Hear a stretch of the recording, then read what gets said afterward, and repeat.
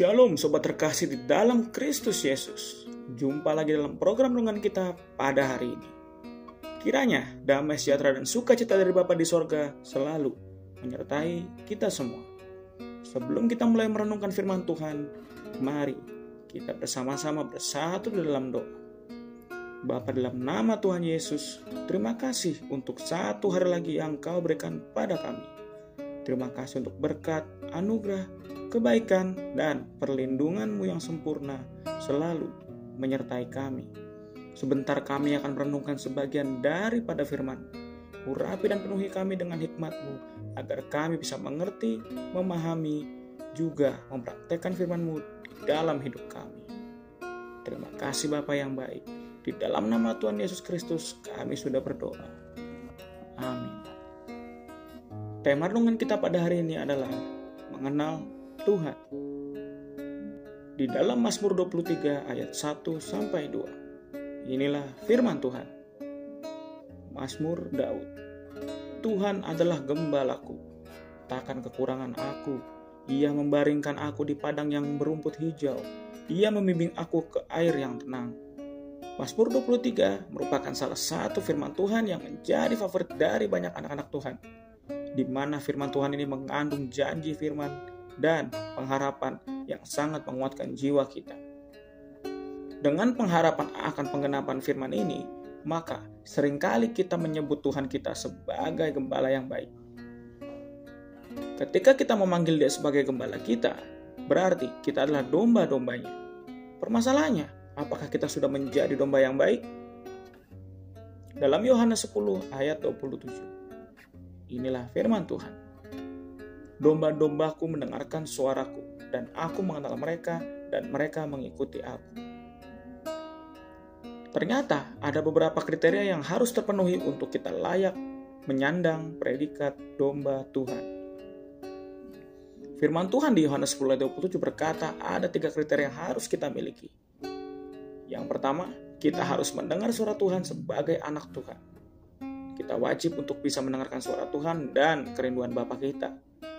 Bagaimana mungkin kita bisa menyenangkan hati Bapa atau gembala kita jikalau kita tidak tahu dan mengerti akan kerinduan dan keinginannya?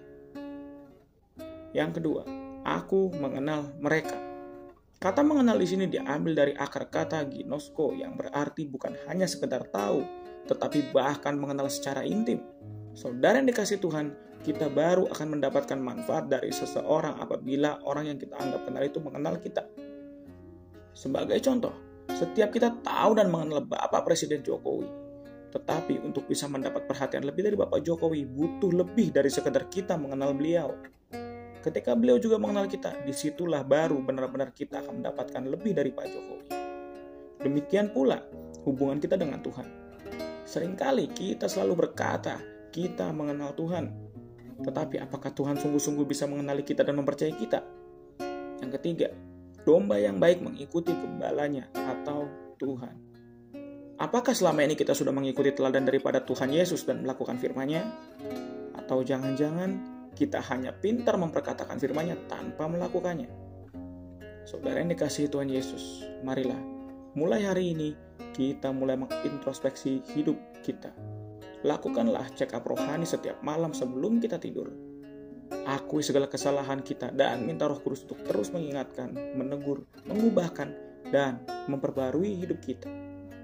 Miliki sikap hati yang mau dididik oleh Tuhan, sehingga setiap pagi ketika kita bangun, kita diperbarui dalam akal budi dan pikiran kita oleh Roh Kudus. Kita akan hidup seperti domba yang mendengarkan suara gembalanya dan melakukan firman dan kehendaknya dalam ketaatan. Tuhan Yesus memberkati. Amin. Bapa, dalam nama Tuhan Yesus Kristus, terima kasih untuk pesan-Mu bagi kami hari ini. Kiranya Roh Kudus memateraikan firman-Mu dan menerjemahkan lebih lagi sehingga menjadi rema yang kuat di dalam hidup kami. Kiranya Engkau terus menuntun kami dan mengingatkan kami untuk terus bersekutu dan tinggal di dalam hadirat-Mu. Ajarlah kami untuk setia dan taat dalam melayani Engkau. Kami meminta hikmat dan pewahyuan melingkupi kami, sehingga kami boleh mengerti akan kebenaran firman-Mu. Roh keperkasaan-Mu menyertai kami, sehingga kami berani dalam memberitakan firman-Mu dan dengan iman di dalam nama Tuhan Yesus Kristus dan kuasa Roh Kudus, kami akan melakukan perkara-perkara yang ajaib dan supranatural di dalam hidup kami. Kami percaya Tuhan, sepanjang hari ini kami akan melihat segala kemustahilan menjadi keajaiban. Pintu dan jalan-jalan yang baru tercipta di dalam hidup kami.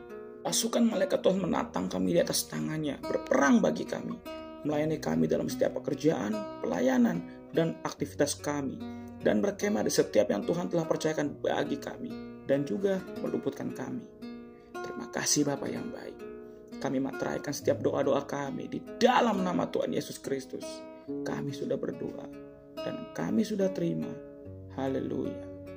Amin.